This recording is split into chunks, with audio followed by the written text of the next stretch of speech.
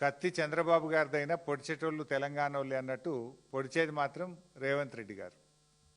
అంటే తెలంగాణకు జలద్రోహానికి పాల్పడుతున్నాడు ముఖ్యమంత్రి రేవంత్ రెడ్డి గారు. మరి రాష్ట్రానికి ముఖ్యమంత్రిగా పనిచేస్తున్నాడా లేదు బాబు గారికి గురుదక్షిణ చెల్లిస్తున్నాడా నాకైతే అర్థం కావడం లేదు. ఇప్పుడు బనకచెర్లను ముందుగానే పసిగట్టి రణభేరి మోగించింది బీఆర్ఎస్ పార్టీ.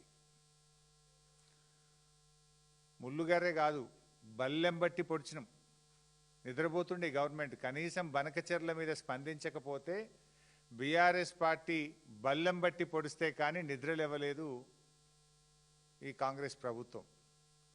మేమెన్నో ప్రెస్ మీట్లు పెట్టి ఎప్పటికప్పుడు హెచ్చరిస్తే తప్ప ప్రభుత్వం స్పందించలేదు. ఆ డాక్యుమెంట్ కూడా ఇది నేను గతంలో కూడా రిలీజ్ చేసిన, మళ్ళీ ఈరోజు కూడా రిలీజ్ చేస్తున్నా.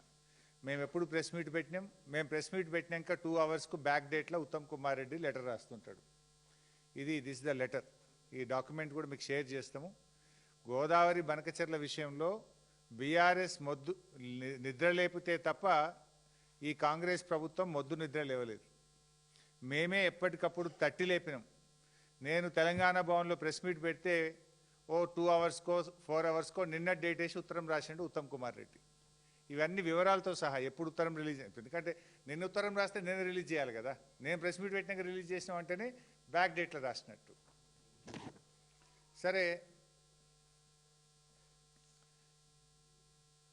ఆ రోజు మేము బనకచెర్ల వల్ల తెలంగాణకు ఎట్లా అన్యాయం జరుగుతుంది, బనకచెర్ల వల్ల గోదావరి నీళ్ళు కూడా తెలంగాణకు ఎట్లా దక్కకుండా పోతాయో బీఆర్ఎస్ పార్టీ గట్టిగా పోరాటం చేసింది.